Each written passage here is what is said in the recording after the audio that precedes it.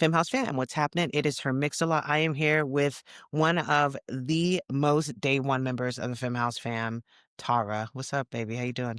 Good to see you. I'm so happy to be here. Yeah, happy to have you. I'm happy that we are finally doing a radio episode. It feels like years in the making. I know, literally. Yeah.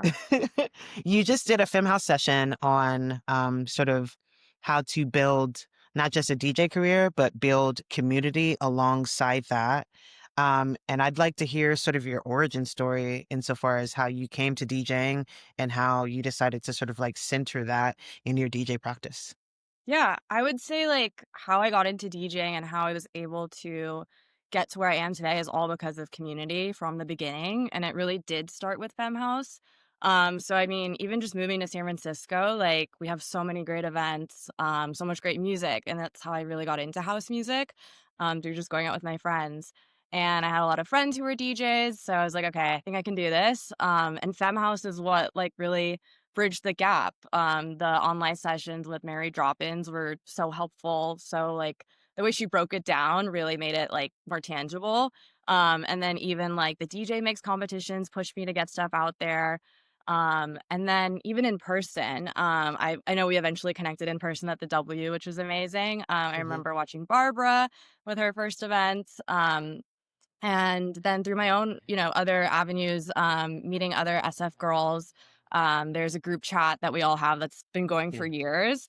It started a community called the Girls Room like 3 years ago, and that was actually how I got my first gig by connecting with Afton, who's an amazing booker at 10:15 and who really pushes for representation.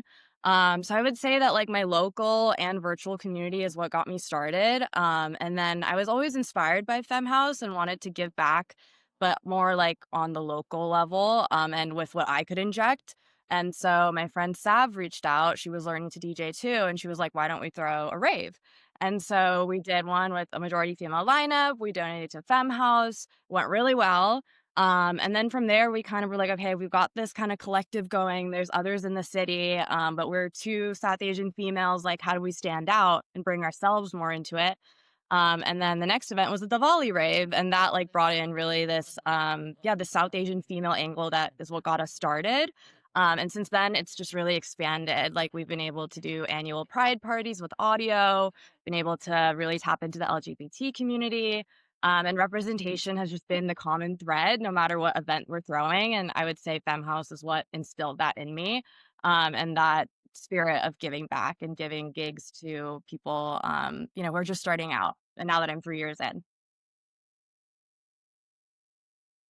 That's so awesome. And like what I love most about that is sort of the giving didn't stop with us, um, and it didn't stop with you, and so on and so forth. And just this idea that, community is sort of like an onion, right? Like there's a lot of layers of it, and Yeah. you just keep peeling it back, peeling it back, peeling it back.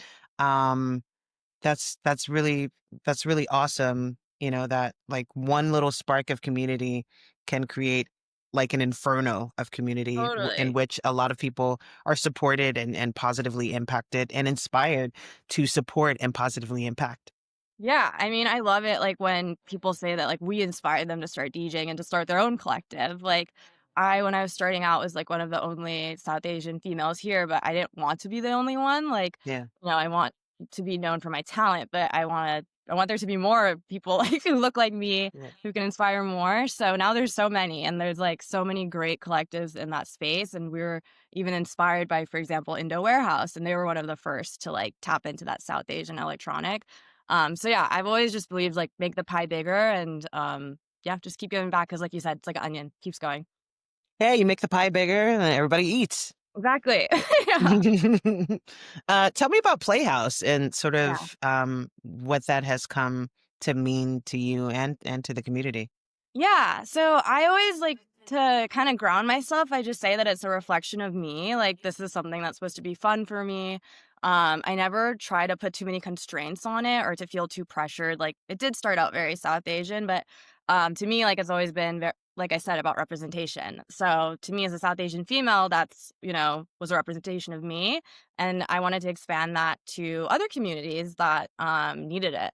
So I think it just evolves with me. If I'm not feeling like playing so much Indian music at a certain time of year, we're not going to do any Indian events. And right now we have our annual Diwali coming up in a month. That's always really exciting. Like Diwali is something I celebrated growing up. So it's really Yeah. special.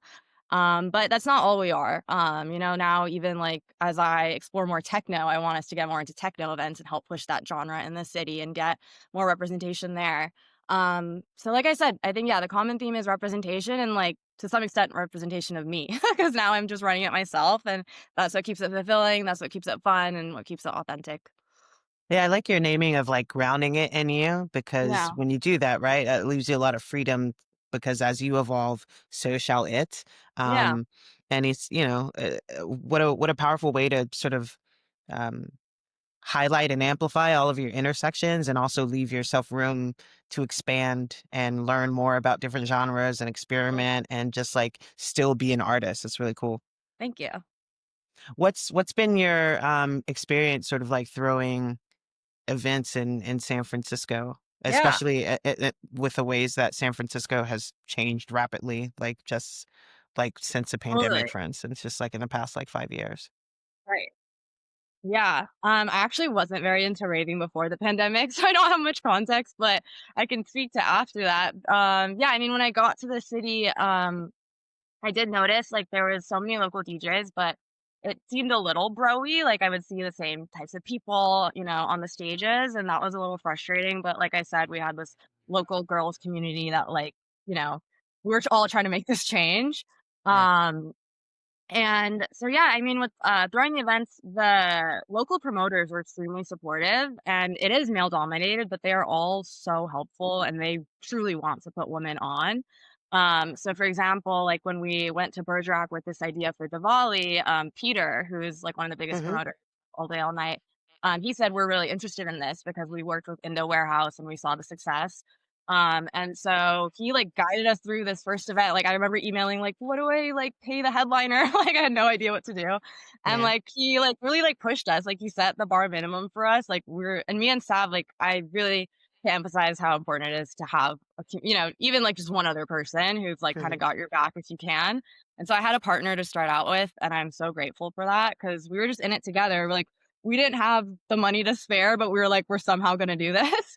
And even like the DJs we brought Yeah. on, they were so great about promoting, like Arini, and Jag are two really great DJs. Arini is a creator, so she has like huge following and she really helped bring people. And then Jag had this great local community. So even the talent was like just so supportive. And so yeah, together we were able to pull off this Diwali rave and kind of like with each event go a little bigger, prove ourselves, get our name out there.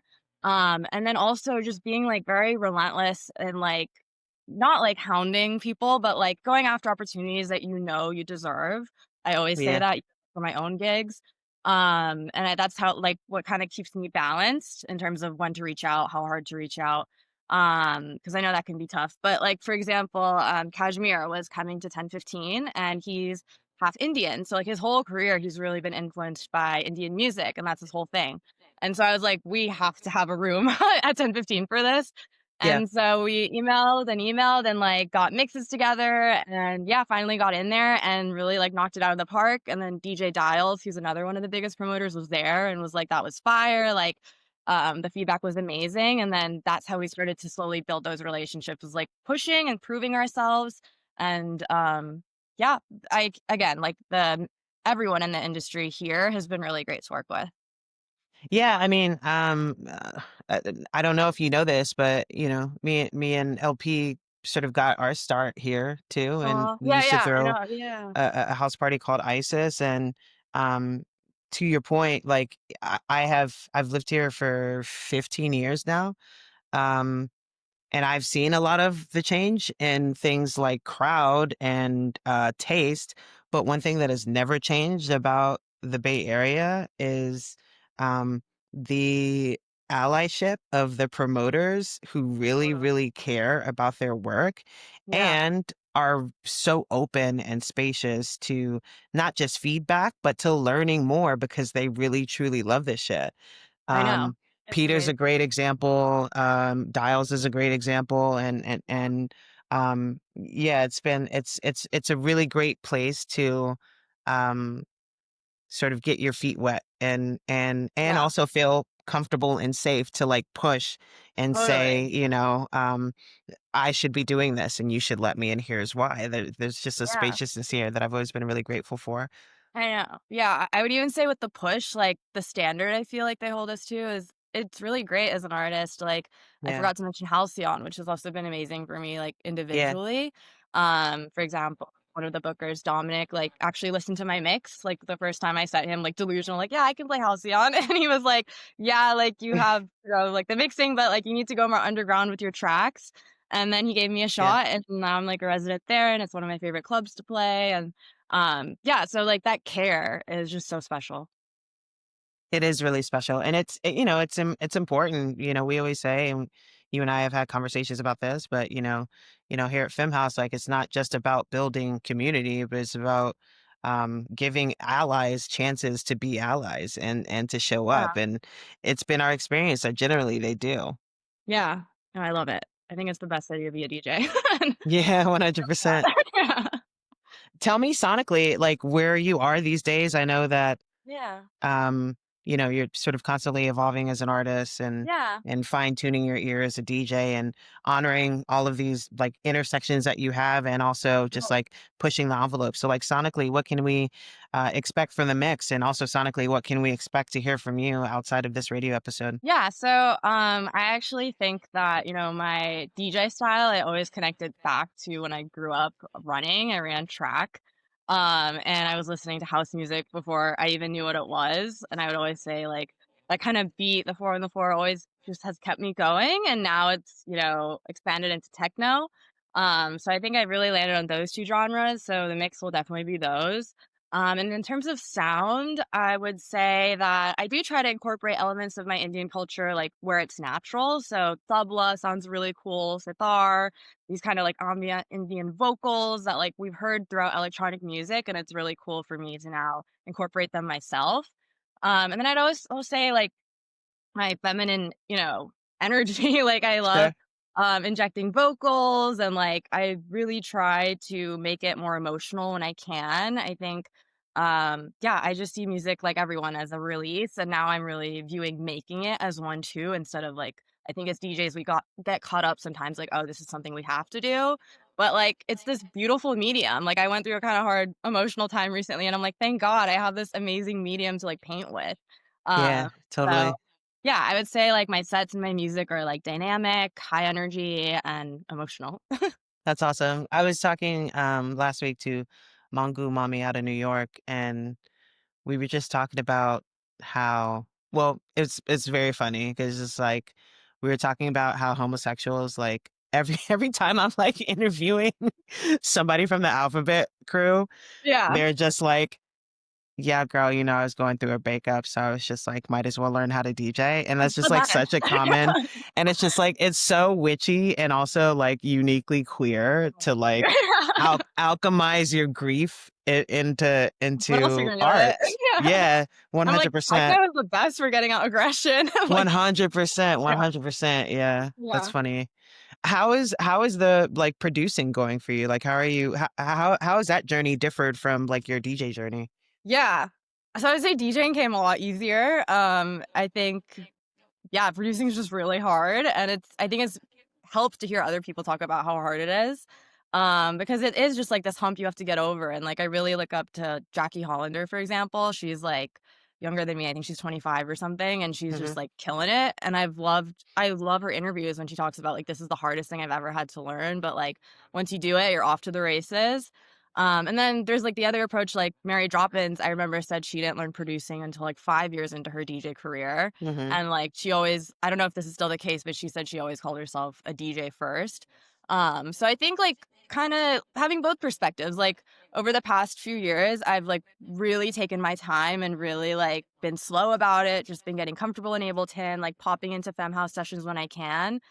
But I do feel like now I'm at a point where, like, with my DJ career, like, that is, like, the missing link to get to where I wanna go, and I am now at a point where I genuinely feel like I have, like, a sound to put out there. Because I remember at one point my mom was like, "Are you doing this just because you feel like you have to?" And I'm like, "No, like, I do feel like I have something." So, I think that's really important because it's gonna get you through the nightmare that Ableton can be. Yeah. And yeah, I've been even, like, learning with a lot of male mentors.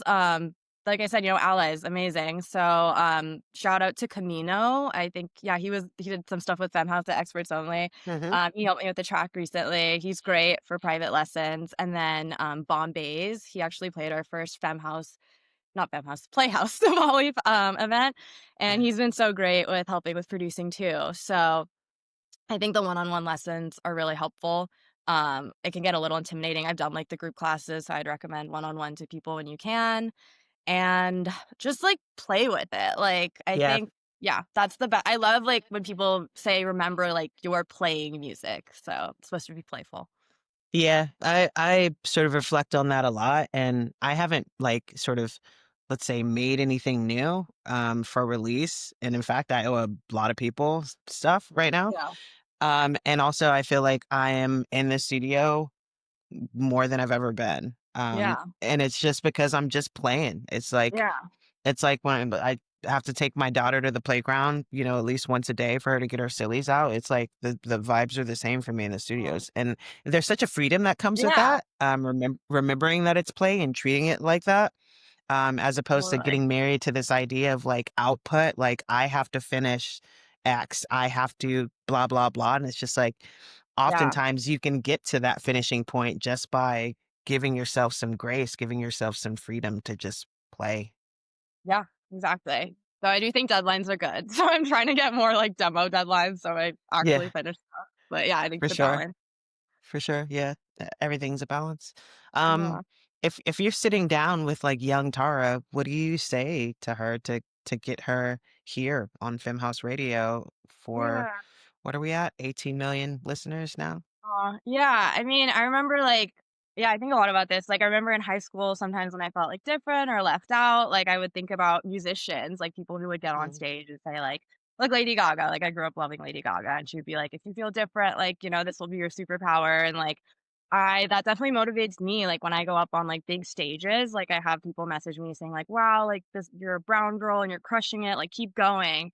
And, like, so the advice is keep going. And, like, I even when I met Jackie Hollander, she was like, "Just keep going." And, like, I opened for Kelly Lee Owens, and she was like, "You are gonna be constantly humbled in this industry, like, if you love it, just keep going." So yeah, like, I think, having for me, I'm, like, so lucky that I can be that representation because it makes it bigger than just me or the music. So that's the advice.